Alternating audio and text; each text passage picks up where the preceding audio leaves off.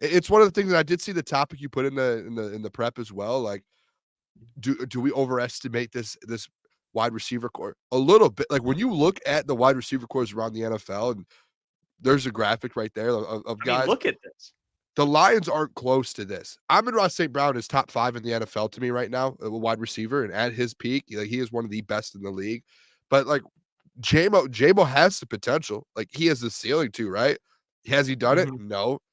Outside of Josh Reynolds now leaving, DPJ, Khalif Raymond, let's be real here. You're not there with it. You're not even close to some of these teams. Let's be real here, okay?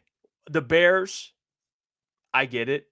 But some of these are a little sketch. Like the Bears, I get it. DJ Moore, Keenan Allen, Tyler Scott. I mean, the Eagles. I think by default, they're taking the Eagles, AJ Brown, Devonta Smith, Devontae Parker. But the top two are just so good. We don't know what Jamo is. You can't even say like Jamo's on the Devontae Smith, Keenan Allen, Tyler Lockett, Puka Nacua, Chris Godwin, Brandon Ayuk. He's not there yet. Like the Rams, like Cooper Kupp, Puka, Demarcus Robinson. Marcus was kind of balling out. He had like a month. He was. But the only one I do respect here, two, because I like Lukas. All right. One, the Seahawks. That's a trio. The other one, I'll give it to the 49ers. Hey, maybe the Bucks. Maybe I was saying you better not be sleeping on it. If Bucks. Baker could throw more than 20 yards down the field, Trey Palmer would have had 2 deep shots on the Lions and probably would have changed the whole dynamic of the game when they went into Tampa. Trey Palmer, he's that guy now. Well, the reason I brought this up, fellas, is like it made me think. And I get when people say, well, we have LaPorta. Fair. Like I get that. But the 49ers, like you didn't see they had George Kittle on this graphic. So are we kind of overestimating the wide receiver room? I'll stick there because when we talk about wide receiver, and I know this is where Lukas is I'm gonna let you go first here, Lukas, because you're the advocate for Xavier Legette at 29. I've given you some pushback. Not that I don't want a wide receiver today, Booner. You'd appreciate this. I took Jalen Polk in my mock draft today at 61. I was muted, but let's go, baby. I do think a wide receiver is a need this year, earlier than later. But Lukas, you think you go get one at 29, huh? That's where you're at? You know that's exactly how I feel. Because we've had this conversation, to your point, what you were saying with Kool-Aid earlier. It's not that I'm against Kool-Aid. You're not against a wide receiver, but you see it a little differently. And my whole thing is because that drop-off from after Carlton Davis and Amik Robertson, and then you go to Brian Branch, you can put at corner, and then they're bringing back a couple guys. And then you look at what we're talking about with Amon-Ra and Jamo, and then it's like, then who?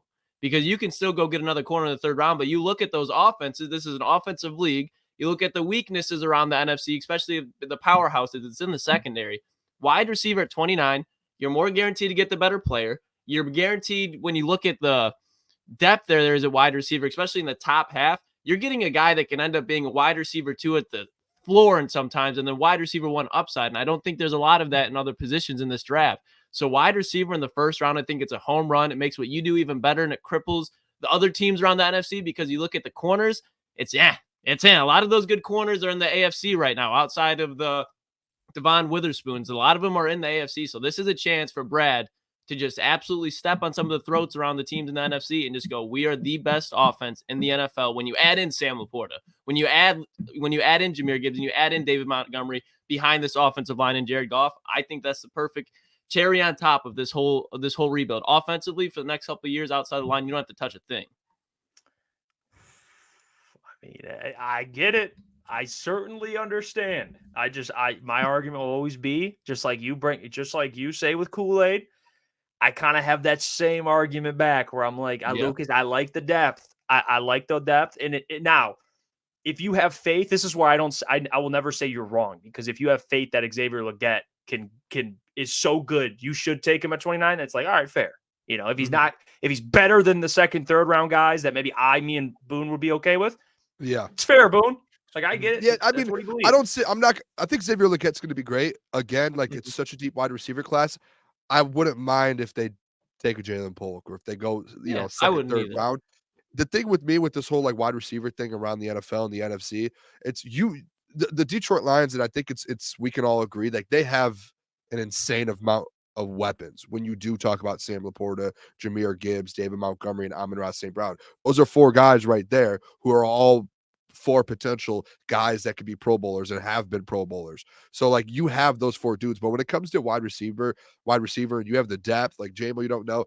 I'm with the Lukas thing to where it's like, yeah, they do go Xavier Legette. I'm happy with it because you're adding to that wide receiver core. And look around the NFL right now. Teams stack up on wide receivers. There's a lot of elite wide receivers. You're putting your quarterback, especially a guy like Jared Goff, who needs weapons around him to be a great quarterback, and especially not weapons that are on 40, 50, 60, 70, 80, $100 million deals. You need wide receivers that are on that football team that are on rookie deals, so you're able to add more things around him. So that's where it's that's why to me it's so important to get another weapon in this draft, because now that you let Josh Reynolds walk, that's 600, 700 yards that you just let walk away. And you want JMO to step up. Yeah, you have DPJ, but those are guys like DPJ did have one good year.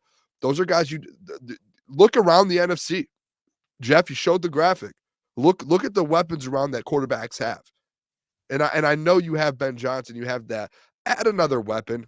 Give yourself a chance at it with another guy, a rookie deal. Give yourself a chance, because when Amon-Ra, you're going to have to pay him. Guess what? Like now you're going to need to find and fill these weapons and these holes with rookie deals, because you just paid your wide receiver number 1. So to me, it's a rotation. It's almost a must to me. Like I hope, like Xavier Legette, I'd be happy with. Second round, go get me a weapon. Like I'm kind of stuck on that a little bit. And you'll see with my mock draft today, to where I kind of do believe in that, depending on who's available, who's going to be there. I want someone in that room. Like to me, it's a must to add, especially when you look at these teams, fellas. Break these teams down. Go look at the AFC, and like if we just showed the NFC graphic. I bet you there's an AFC graphic of the top wide receiver cores in the AFC. It's probably even that much better. That's who you play in the Super Bowl. And it's funny where the league's heading, right? Like, back in the day, you'd have a number 1 wide receiver now, and then it went to, well, you need 2 number 1 wide receivers. Now it's like, well, you could use 3 number 1 wide receivers now, like 3 dudes. And, not that those guys are, the third wide receiver is a dude, but they're capable. And that's kind of, that's where your point is, Lukas, about Xavier Legette. Like you have Amon-Ra St. Brown, you have Jameson, and you'd have Legette. And then that is including, on top of that, you have Sam LaPorta. Like you can never have too many weapons, especially in today's day and age. So I completely understand that. I'm curious. Like that's why I can't wait for the draft for like a potential Xavier Legette scenario where he's drafted at 29 and Lukas is just snorting coke off the desk. I'll lose my fucking mind. Yeah. And like a point that I kind of want to bring up, boys, and this is what I was thinking earlier too. Like when Brad traded up for JMO, 12th overall, you'd think in his mind, like, all right, now we got Amon-Ra and JMO. Those are 2 number 1 wide receivers. So we don't have to worry about that. Obviously, JMO's going to take some more time. But at this point, I know it's a little early to say because we haven't seen JMO for a full season. I don't see Jameson Williams with the other contracts on this team. We talk about people that they will not bring back. I don't really see Jameson Williams getting extended down the road. And I don't know how you guys feel about that. But if he's like, okay, I want to get a number 1 with JMO alongside Amon-Ra, I don't think we have that yet. I think he's still probably pretty hungry to go get that feature number 1 outside of LaPorta as well through the receiving game. Yeah, real quick, Boone, like this comment, Detroit Ryans, he says, Chiefs just won the Super Bowl without an elite receiver core. There is a little difference there.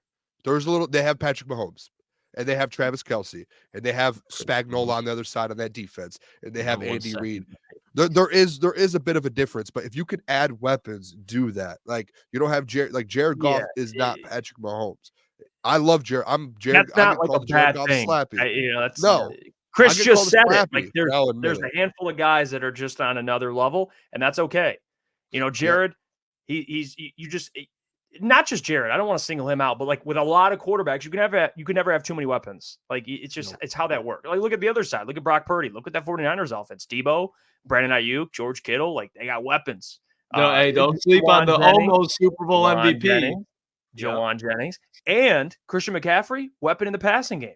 So he's basically another wide receiver. So and eventually like it's obvious, like yes, Ben Johnson's gonna find a way to use these guys, DPJ, JML, like he's gonna find a way. That's inevitable. It's just, hey, what do you want your offense to do? Like you do have to look towards the future a little bit. That's right to me a little bit where let's add someone. Why not? It's not gonna hurt anything. You just lost your number 2. You do have JMO who could be your number 2, but to Lucas's point, are you going to resign? Like, what's the future look like with the Jameson Williams? No one knows. I would love for it to be a high ceiling and he exceeds every expectation we thought. Is it going to happen? We don't know. No one knows. Mm-hmm. And one injury, boys, doesn't even have to be to Amon-Ra or Jamie. You talk about an injury to DPJ, an injury to Leaf during the season. Now that wide receiver room gets even thinner. And I know we all hope Antoine Green can be something, but outside of those two, you're banking on a 7th-round pick. So that's why it's like, even to your guys' point, you don't take a Leggett. You take a Jalen Polk, a Brendan Rice, a Ricky Pearsall, a Roman Wilson I would even love in the 3rd, 4th round, even though he's very similar to Amon-Ra.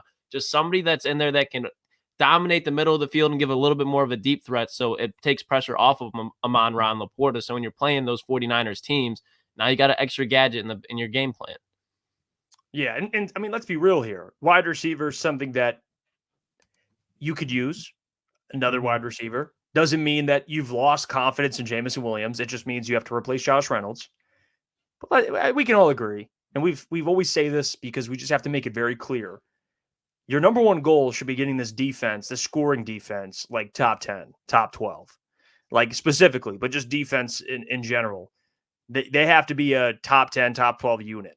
And then now we're talking real success. Like you go get an Xavier Leggett, go get a Jalen Polk, Brendan Rice, whoever you like. Who cares? Roman Wilson. I mean, it doesn't really matter. But if this defense is significantly improved, like, yeah, you're not going to give up. You throw a 17-point lead in the second half of an NFC Championship game. Like that should. I think DJ Reader and himself helps that 17-point. I think you put him in that game. Brock Purdy running around like a madman in that second half. The whole I just think that whole dynamic. Well, you don't think Davenport has an effect or what's going on against Trent Williams? Or are we gonna act like that? Or even on the other side? Like, no, not a chance. Giving him that work. Marcus Davenport would have been fine as a rotational piece in that NFC Championship game. He would have been fine.